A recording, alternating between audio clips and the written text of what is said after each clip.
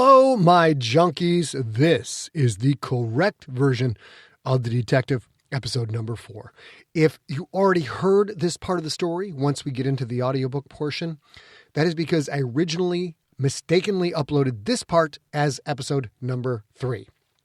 Episode number 3 has been corrected. So this is the first time you're hearing, when you hear the story, if you're like, hey, I heard this, and you haven't heard what came before it, you have to go back and listen to the corrected episode number 3, which is corrected in the feed. It's corrected on all the podcatchers everywhere else.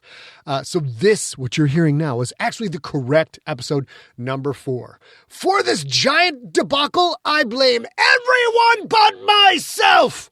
It's somebody else's fault somewhere. I'm sure of it, because no one knows more about podcasting than me, okay? No one. So let's get on with it. Here is episode number 4 of The Detective. Welcome to the serialized audiobook, The Detective, written by Scott Sigler and Matt Wallace, narrated by Scott Sigler.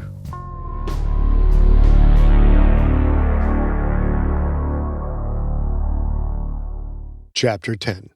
The History of a People. The Micovi Archives was a plain brown building forgotten by most. If Fred had learned one thing during his time in the mines, it was that the majority of people on this colony put little value on the past. Or the future, for that matter. They had nothing but the present. Here, life was short, and every moment had teeth of 100 different shapes and sizes. People started each day wondering if they'd live to see the dawn. Fred always expected more resistance when it came to penetrating government buildings. There was usually better security, and there was always more bullshit and bureaucracy. He was no master thief, no great cat burglar. He very rarely scaled walls or zip-lined onto rooftops. His specialty was walking right through the front door and receiving a nod and a wave from every uniform he encountered. To do that here, he would need to have a good disguise and the documents to back it up. Fred started by spending some time at the Micovi coroner's office. It was a busy place. He posed as a mining rep, from Akma drilling, not Ringgold, saying he would stay out of the way. He just wanted to find methods to streamline the body delivery process. The first part of that, stay out of the way, was what the overworked coroner's office staff wanted to hear. The second part, streamline, was also music to their ears. If he could save them some work, even a little, they were happy to tolerate his presence. He learned what he needed to learn. The coroner was one of a few official offices that would have a reason to request access to the archive's records, although he noticed they rarely did. Fred took note of their procedures, and he took special note of the coroner's office workers themselves. He watched how they behaved and how people were used to them behaving. After that, it was a simple matter of forging the right credentials and papers and acquiring the right clothing. A few touches from his masquerade kit did the rest. When Fred walked through the rickety double doors of the archives, he was Dr. Edward Howe, assistant coroner. He was there to request files on a minor shipping magnate that died 2 weeks ago. The magnate had been a wealthy man, and 2 different women, both of whom had some pull with the shot caller in Micovi, were presenting as his wife and attempting to claim the body. Only the official family records could help the coroner's office clear things up. There was a single office clerk on duty at the archive's front desk. Fred had waited until the last shift to make his move, when staff was minimal. The rest of those on duty at this time were mostly janitorial staff. The clerk was a younger man, his attention fixed on a portable screen in his hands. From the sound, Fred thought he was watching a sporting event. Fred approached the desk. "Hi there, Chief. I'm from the coroner's office, and dropping off or picking up." The clerk was less than interested. He didn't even take his eyes off the screen. "Well," Fred began, a little thrown, "I need to locate some records on—" "Records rooms down that hall," the clerk said, with a single jerk of his head to a large archway to the right. Fred looked at the entrance the kid had indicated. There wasn't even a door between them and the hallway beyond. The pragmatic part of him couldn't accept how easy this seemed, and maybe didn't want to accept that he had spent 4 days preparing his disguise and cover story for this. "Do you need me to fill out a form or something?" The clerk, finally looked up. "Look, man, if you can find whatever you need, you might as well just take it before it rots back there with the rest. Just don't expect me to know where to point you. I'm third shift. I've never even been in there." "Thanks," Fred said and walked down the hall. Yep, 4 days wasted. That's what he got for not scouting the full mission before diving into preparation for a single part of it. The records room was suffering from terminal neglect. It was a tomb of scattered hard and soft copies that seemed to have almost no remaining order to any of it. A few moments of study made him realize the fact that looking for 20-year-old files was actually going to work in his favor. The older records were in much better shape than the more recent filings. It seemed as if the Micovi archives was a system progressively breaking down, and its condition had accelerated drastically in the last few years. Hacking their database proved to be the easy part. The technology was decades out of date, and there was little information here that anyone cared to protect. Most of the rich probably had their records kept elsewhere. Hell, they probably had their own system to handle deaths, even their own coroner. That was the way of things on Micovi. He tapped into the computer records. He attached a worm disk to the interface and set it to run, cross-referencing Quentin's DNA with the names Quentin Barnes and Quincy Carbonaro. The program found a hit almost immediately: Killian Carbonaro. As Fred looked at the data, he understood why. Killian had been in the Purist Nation military. The nation didn't keep closed records on non-church citizens unless you were in the armed forces. Killian's DNA, just like Fred's, had been recorded as the main tracker for his military record. The common DNA sequences left no question. This was Quentin's father. Fred called up Killian's record, only to find that most of it was blank. His military record showed a date of induction, boot camp, and then nothing.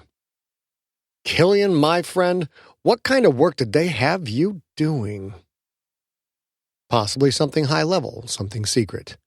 No discipline record, no deployment record, no commendations, health exams, nothing. A soldier with no military history? Such a thing didn't exist. Fred found a link to Killian's family. He let out a slow breath as he clicked it. This information was all so blank, he had hit a dead end. There wasn't much in the family record, but it wasn't blank. It read, Killian Carbonaro, birth date 2638, no death date. Wife, Constance Carbonaro, birth date 2637, no death date.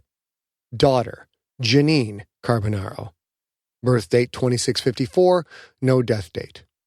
Son, Quade Carbonaro, deceased, 2657 to 2657. Son, Quincy Carbonaro, deceased, 2659 to 2668. Son, Quentin Carbonaro, deceased, 2664 to 2669. No links, just names. No way to find out more about any of them, at least not from this record. Fred stared at the readout. It made him feel sad, but also hopeful. Sad because of so much loss. One boy who didn't make it past his first year, another dead at 9 years old for stealing bread.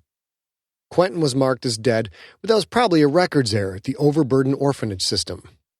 Maybe someone had done that as a kindness, to try and free him of his brother's debt. Whatever the reason, a 5-year-old Quentin had been given a new name, and that new name had separated him from any connection with his real heritage. Hopeful because there was no death record for the father, the mother, and the sister. Why hadn't Quentin ever mentioned a sister? Fred finally had something to work with. The computer database had nothing else, but he was surrounded by several tons of paper. Hard copy records that had probably never been entered into the computer. Paper. Just amazing how backward this place was. Fortunately, Fred came prepared. He dug a small rectangular device with an adhesive back from his kit. It was a combination high-intensity X-ray scanner and data retrieval program. Once attached, it would read every page in a stack 5 feet deep and scan each one for pre-programmed keywords and phrases. He entered the names into the scanner. That was the easy part. The real work that night turned out to be separating and stacking files so Fred could scan them. After 10 minutes, he felt more like a mover than a military-trained private investigator.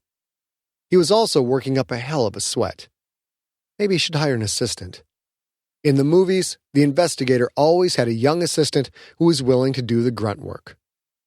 He often entertained that thought, and, just as often, he chased it away. He had a lonely job, but at least he didn't have to bury anyone else. You work with someone, you get close to them. You get close to someone, you lose them. Fred never wanted to get close to anyone ever again. After 3 hours, he was beginning to consider he might be at this all night with no results when the scanner lit up in a deep, affirmative green. That meant a hit. He lifted the scanner from a stack of folders and checked its readout. The small screen displayed an image of a faded document that included the name Carbonaro. It also told Fred how deep into the current stack the image was taken. What Fred pulled from the stack turned out to be an official death record, but one that hadn't been fully filled out. Why can't it ever just be easy?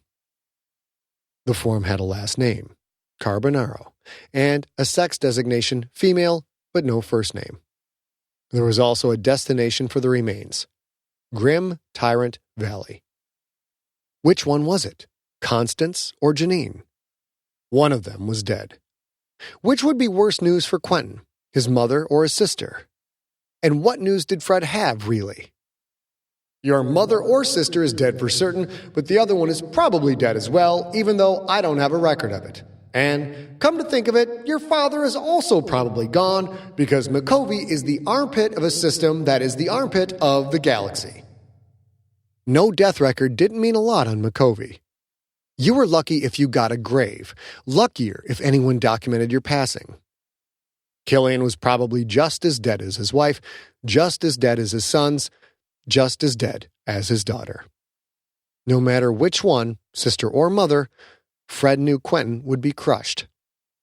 A starting Tier 1 quarterback, the face of a franchise, watched by billions and worshipped by millions. Yet for all of that, he was just a 20-year-old kid. Fred examined the piece of paper closer. There was a date field, but that corner had been torn off the form. There was one more field filled out. Remains received by Alistair Britton, Grim Tyrant Valley Sexton. Fred started to put the piece of paper back where it belonged when he heard the distinctive rush of air behind him. He only had a second to react, but it was more than enough. He picked up the biggest stack of files he could heft and swung it 180 degrees. It collided with the small, winged body that was attempting to dive-bomb the base of Fred's skull and sent it careening into the wall of the records room. That body hit hard and fluttered disjointedly to the floor. Fred reached under his coat and unsheathed his concealed karambit. He walked over to the body, reached down, and grabbed the thing by its wing, lifting and pinning it to the wall. "Ghoulie, we gotta stop meeting like this." "You've damaged 2 of my sensory pits, you ground-walking, milk-fed gashat!" The final word was a garble. It had to be a hurrah insult that his speaker box couldn't accurately translate. "You kiss your mother with that mouth?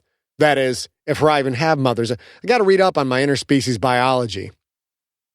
Something metallic caught Fred's eye. He glanced at the floor.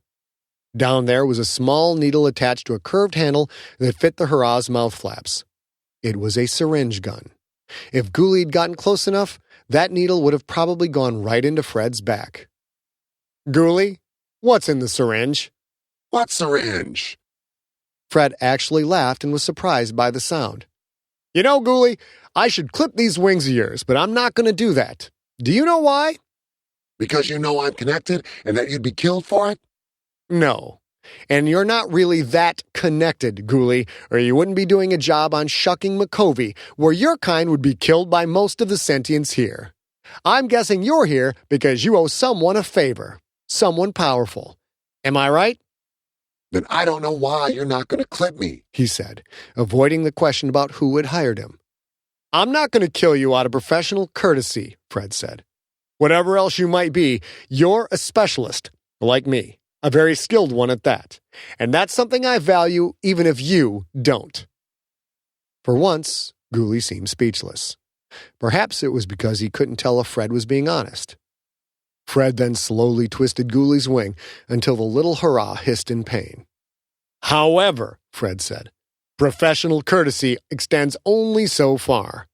I'm going to pretend that whatever is in that syringe wouldn't do me any harm, because if I found out you were trying to kill me, let's just say that Scalorno are not the only species that likes the taste of hurrah. You keep putting yourself in front of me, and your second-story days will be over.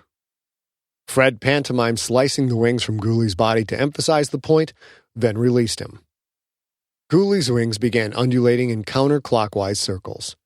They carried him up into the air and backed him slowly away from Fred. You're a good sentient, Rico, Ghoulie said. Too good for our line of business. I wish I could thank you for giving me a break just now. Why don't you? Manners are an important part of civilized interaction. Because I don't think I'll get the chance, Ghoulie said. What's that supposed to mean? A shock stick lit up his hand, making him drop the karambit as a huge human arm slid in fast around his neck. The big body attached to that arm drove Fred face first into the records room wall. Fast, strong, experienced, Fred knew he was in trouble. He couldn't get to his blades. The man's weight pressed him into the wall, and the big left arm around his throat started to squeeze boa constrictor tight until both blood and oxygen were cut off. Fred felt the darkness coming on. If he didn't move fast, he would never move again. Stay calm and act. You have at least 5 seconds until you pass out. His hand slithered up, trembling but steady as they sought his attacker's left arm, the one securing his head. Fred closed his fists around the man's wrist. The grip in which he was caught was as solid as a statue's, but Fred dug his fingers into the nerves there, mining them with his fingernails until he heard the man hiss in surprised pain. The chokehold loosened. Fred pushed off the wall as hard as he could, simultaneously twisting to the right, toward the man, his cheek now on the man's chest. That released the pressure on his windpipe. He sucked in a big breath, felt the blood rush to his brain, but he was still in a steel-strong headlock. Fred's hands shot inside his coat for his knives, but before he could pull them free, a giant right fist slammed into his mouth. A second blow broke his nose, made him see swirls of black. He felt the man rear back for a third blast. Desperate, Fred grabbed at the hand holding him in the headlock, isolated a finger, and yanked. The sound of a pinky snapping joined the man's deep scream of pain. The headlock finally released. Fred drove his elbow up and back. He expected the solid impact of bone on bone, but his elbow hissed through open air. The man had ducked, the move of a boxer bending at the knees. Fred never saw the man's face, but the feel of that move alone gave him a split-second warning as to what was coming next. Enough time to know he was in trouble, not enough time to do anything about it. The uppercut caught him under the tip of the chin, snapping his head back, lifting him off his feet and throwing him into a stack of files. He flailed weakly as paper poured down on and around him. He moved like a drunken man swimming, trying to find some way to stand. The room spun. He couldn't see. My knives. His hands slid to his sheaths. Each came out holding a blade.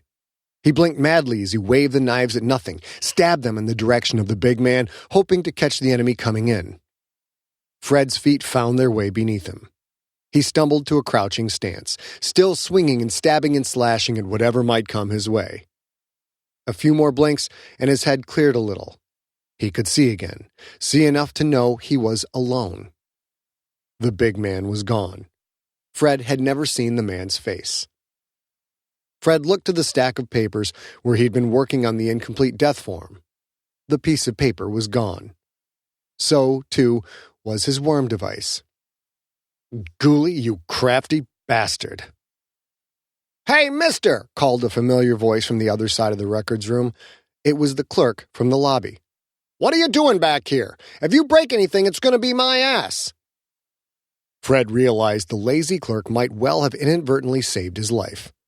Maybe the big man in the suit didn't want to kill someone in front of a government witness.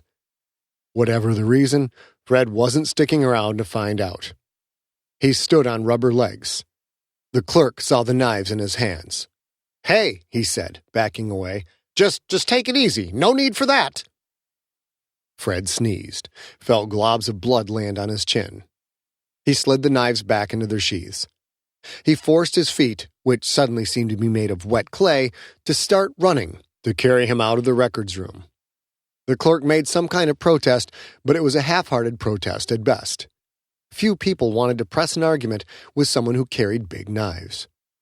Maybe Fred hadn't scouted the clerk, but he had cased the building. There were 3 ways out. He opted for a back door that led to a parking area. By the time he reached that door, his head had fully cleared, allowing him to both see straight and to fully experience the newfound pain radiating through his nose and face. He looked outside. He didn't see the big man or Ghoulie, just the usual stream of robed Micovians and the endless parade of dirty, skinny orphans. The sun was on its way down. Only a few minutes of fading daylight remained.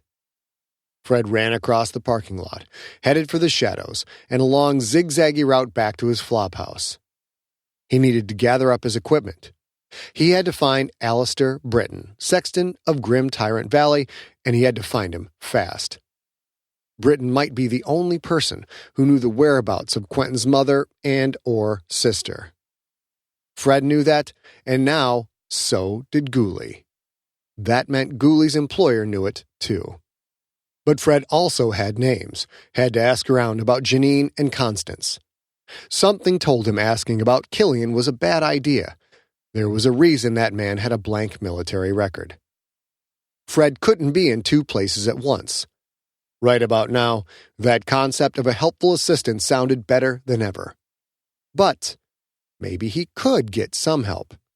Not an assistant, just a one-time hire. He grabbed his gear and headed for the mines.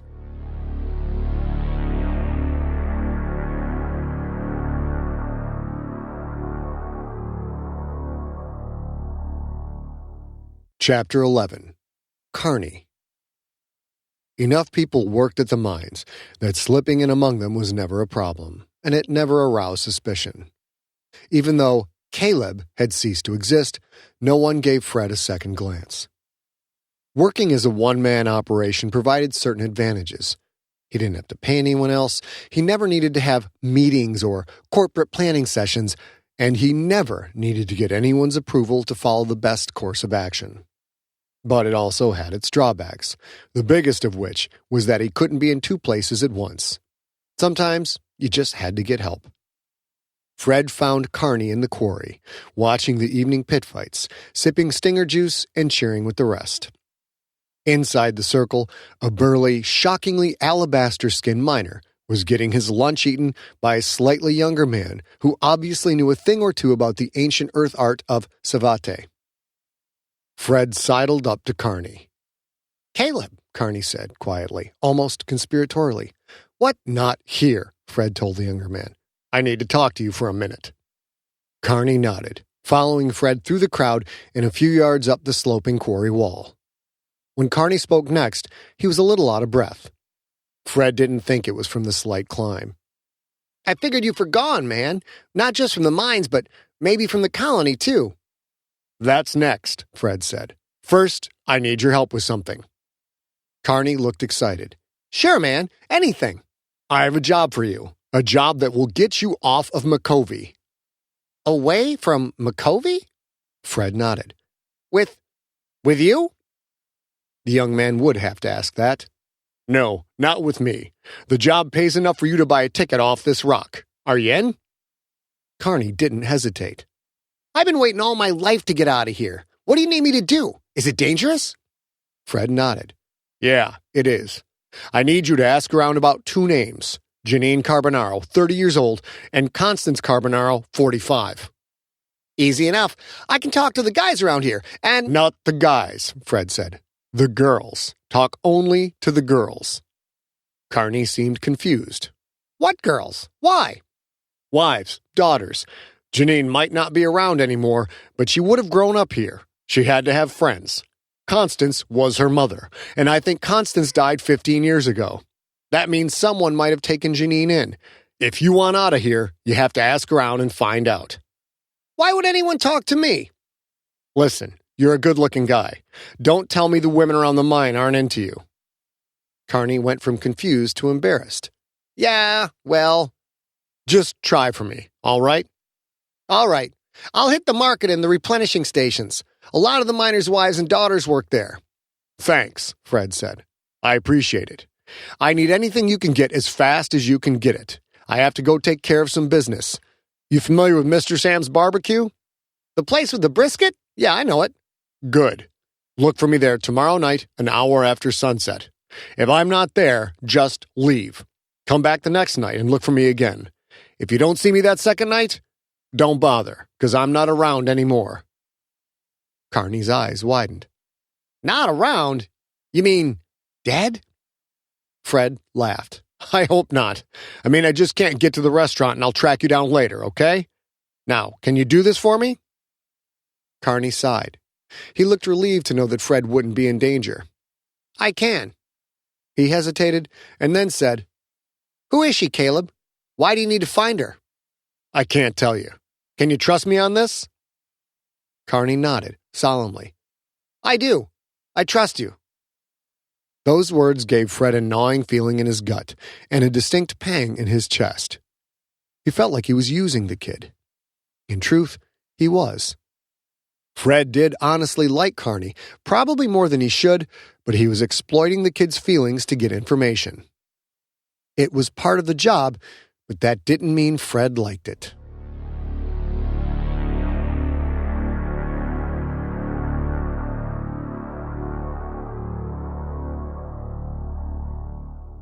Chapter 12. The Gravedigger. Damn, son, you can make this thing move!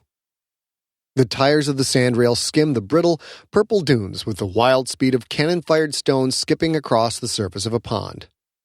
The rail topped 65 kilometers per hour just as the Micovi sun began to melt into the horizon. Fred piloted the desert vehicle as easily as he jockeyed the stick of the Archangel. He didn't attempt to steer as much as to keep it from launching into a barrel roll with each rise and fall across the 15-meter dunes. The rail was a rental, but he didn't think Mr. Nathaniel Cornish Sr. would get his security deposit back. The reason for pushing the throttle past the red line was beginning to gain on them. Another sandrail, larger and covered in armor plating, had tried to slice Fred's vehicle in half just minutes before. To Fred's right, strapped firmly into the passenger seat, the old gravedigger seemed to be having the time of his life. He was either unaware that they were under attack, or he'd ceased to fear death more than the boredom of his advanced age. Fred had gotten to Alistair, Britain first. The old man lived in the desert, commuting over an hour each way to the graveyard he managed.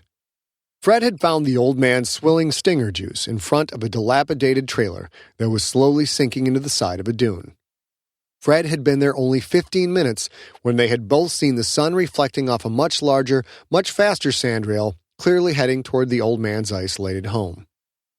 Fred took 1 minute to explain why he'd come, 1 more minute to explain who he thought might be on that bigger sandrail. The old man had spent 5 seconds making up his mind to get the hell out of there. Their pursuer sandrail had more than armor plates, it also had a very powerful engine. Fred had bought some room with clever maneuvering, but in a flat-out sprint, his ride didn't have enough power to pull away. He was only seconds from being mowed down like so much roadkill. If a sprint wouldn't do it, he had to go back to what he did better than anyone else. He had to drive. Fred pushed the stick right, sending his lighter rail into a wide curve. The rail's thick tires kicked up an arcing fishtail of purple sand that caught the fading sun in a moving, sparkling wave. His pursuers tried to match the curve, their fishtail even bigger, even higher. Fred glanced back to see the big machine's blunt nose closing in, so he threw his body left at the same time he pushed the joystick in that direction. "Oh!" the old gravedigger shouted, as G-force slammed him tight against his restraints. The rail gracefully cut into the left-hand turn of the larger S curve. The pursuers again tried to follow, but couldn't quite match the tighter turn. Fred timed it, waiting for his vehicle to start ascending a dune face. "Hang on," he said, then pulled the lever for the brakes. Flat fins of metal shot out of the rail's bottom and dug into the thick sand. Fred's body slammed forward against the restraints as the rail ground to a sudden halt.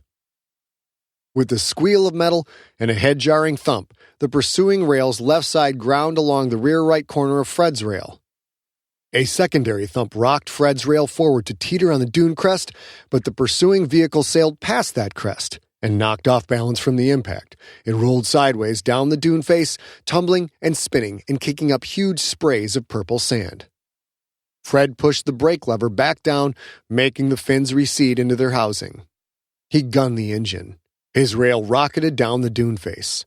He swung left to avoid his still-rolling pursuers, then shot away at top speed. "High one's eyes," the old man said. "You kill 'em?" "We'll know if they stay put," Fred said. "If they start firing on us, probably not." The rail shot over a high dune and caught air before Fred expertly brought its wheels back to the downslope. The engine roared inside its sandproof housing. This was dangerous, deadly work, but he liked this machine. If he lived through this, he might come back sometime and do it again. It would probably be more fun if someone wasn't trying to murder him. "I thought you was going to kill us," the old-timer said. "But that move, you done this kind of thing before, boy?" "Sort of," was the fairest answer Fred could come up with under the circumstance. The day's light was rapidly fading. The rail's headlamps came on automatically, but Fred overrode the control to shut them off. For a few minutes, he lost sight of their pursuers. He even started to think they were in the clear.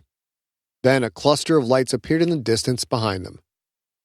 "I guess you didn't kill him," the old-timer said. "Guess not. I can't dodge them forever. We've got about a 5-minute lead at best. They're going to catch us." "Then what happens?" "I probably get tortured," Fred said. "You into that kind of thing?" Fred shook his head. "Nope." "Sucks to be you," the old-timer said. "What happens to me?" "You? Don't worry. They won't torture you. They'll just shoot you in the head." The old man spit out the side. "I figured, since I ain't into getting shot in the head," he pointed northwest, "maybe you want to go that way. We might make the decom grounds." "Decom grounds?" "Yep," the old man said. "Where the bats dropped all Micovi's heavy weaponry after the takeover. Bombs, missiles, mines, that kind of thing." "All of it deactivated?" The old-timer laughed. "You're a picky one, ain't you? Some of it's deactivated. I figure maybe getting blown up by some old mine is better than definitely getting shot in the head. Unless you change your mind about digging torture, I figured your kind might be into that." Fred pointed the rail northwest. The molten mess of the setting sun was just off-center left, most of it already dropping behind the horizon. "My kind," Fred said. "What's that supposed to mean?" "Oh, give me a break, Sonny. I've been around a long time. Just 'cause it's scripture to hate you don't mean it's the right thing to do. Scriptures also tell me I ain't supposed to eat round bug 'cause they're unclean, but I like me a good sandwich." It sounded like a conversation Fred might like to have sometime. Some other time, when he didn't have the lights of a hostile sandrail steadily closing in on his rear. Fred pushed his foot down harder, even though the acceleration pedal couldn't go any farther unless he kicked it through the floor plate. A few minutes later, Fred's rail crested a dune. Instead of seeing another dark sand wave ahead, the surface before him sloped down, down, and down. He was driving into a massive pit. Far ahead, at the bottom, he saw huge, dark shapes rising out of the sand. "High one," he said. "What are those towers?" "Ships," the old-timer said. "They buried some of those there as well." There were a few wonderful seconds of nothing but darkness behind them, then their pursuers crested the rim. Those same lights in his rearview mirror, only closer. And then a new light flashed. Instincts born in training and forged in dogfights kicked in. Fred cut hard left as he worked the brakes, bleeding speed and angling away from their straight path. A flash of light appeared in their original path, molten orange, followed by a cascade of liquid purple glass. "Hot damn," the old man said. "They shooting at us." Fred turned the rail right, again pointing to the towering buried ships. He demanded the machine give him all the speed it had. The pursuers had not only recovered, they were firing a shucking plasma cannon. He had to get off the dunes. The closer the pursuers got, the less time he'd have to dodge the fire, and one did not survive a direct hit from a weapon like that. Whoever wanted the information Fred was chasing down wanted it badly. Firing off an energy weapon like that on a colony that was armed solely with nail guns was going to raise hell, even draw the attention of the Creterakian overlords who really ran the place. Whoever his pursuers were, they were willing to risk drawing a patrol of bats and their entropic rifles to bring Fred down. The dead ships rose up high in front of them. He'd served in the Corps. He knew that these ships weren't all that big. Maybe a couple of corvettes, the big one in the middle a frigate at best. But small, up in orbit, in comparison to the destroyers and cruisers, was a completely different thing down on the ground. Not far now. The rail's headlights played off a distant, battered wall. The old-timer pointed. "There! Aim for that crack in the fence!" Fred did. So close now. So close, if he could just dodge the next round. Another flash, bright against the early night sky far behind. Fred cut hard left and dropped speed, hoping the gunner was new enough to fall for the same trick twice. The gunner was not. A blast of energy erupted close behind and to the right. The sandrail's rear flipped high into the air. Up they went, flipping end over end, rising to the sky for a moment before gravity won that brief battle as it always did. The seat restraint slammed him into his chair, even as crash gel poured out of a dozen hidden nozzles, coating him in an already hardening goo. Beside him, the old gravedigger let out a loose cry of elation that was downright giddy. Time seemed to slow to a crawl for Fred. He certainly didn't feel giddy, but neither did he feel afraid or angry or even concerned. No, he simply experienced one of those moments in which you question how your choices have led you to wherever you found yourself. Somewhere beneath him, the decom ground's outer wall passed by. An eternal handful of seconds later, the spinning rail crashed into the decom grounds.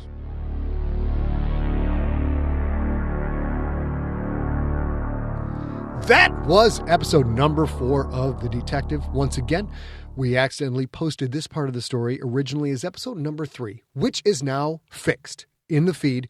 Episode number 3 is episode number 3. Episode number 4 is episode number 4. You may still see the old versions in your podcatcher, but episode 3 corrected, episode 4 corrected. Those are the right ones. What can I say? Shit happens. We hope you enjoyed this episode. We will be back next week with episode number 5, which will be back in sync in all the news that's fit to print and or podcast.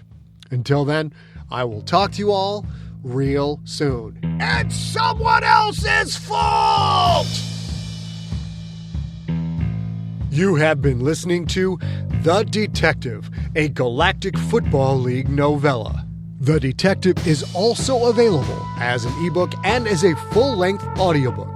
If you want the whole story with no waiting, visit scottsigler.com/thedetective for links to Amazon, Audible, and more. Follow Scott on Instagram and Twitter, where he is at Scott Sigler, one word, and on Facebook at facebook.com/Scott Sigler. The Detective audiobook was directed by A.B. Kovacs and engineered by Steve Rickyberg. Copyright 2019, Empty Set Entertainment, all rights reserved. Theme music is from the band Amps and Volts.